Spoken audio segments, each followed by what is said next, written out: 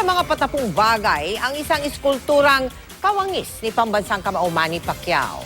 Ang iskultor na may gawa ng obrang yan, may dahilan daw kung bakit ganyang materyales ang kanyang ginamit. Yan ang tinutukan ni Cesar Apolinario.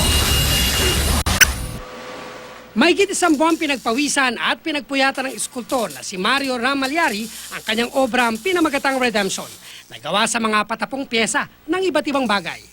Ang paksa ng obra, walang iba kundi ang pambansang kamao, Manny Pacquiao.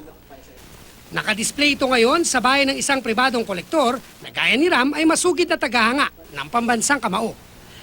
Nabili ito ng kolektor sa pagpupugay exhibit na pinangunahan ni Chino Trinidad. Parte raw ng kinita nito na i-donate sa isang cancer patient na ang tanging hiling ay makabawi sa sakit na nagpahirap sa kanya. Sunod-sunod yung problema niya noon nanakaw siya ni Marquez. Sa sculpture si Manny, made of steel. Okay. Diba?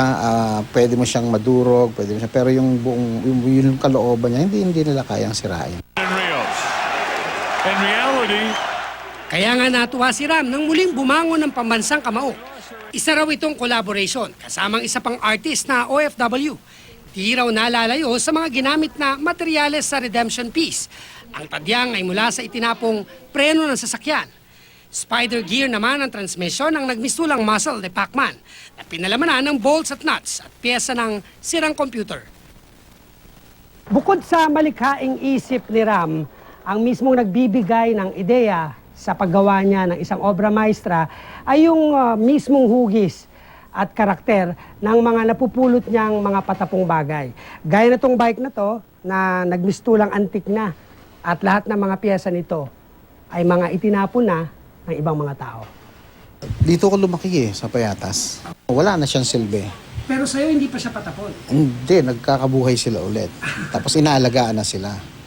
Diba? Kung nakakabit na sila sa sculpture, forever na inaalagaan sila nung bumili. Ang angking talento ni Ram, pagpapakita lang na ang mga bagay na itinapon na ay pwedeng pulutin at pagsama-samahin para mag-iisang obrang hahangaan at magiging inspirasyon sa iba. Cesar Apolinario, Nakatutok, 24 Oras.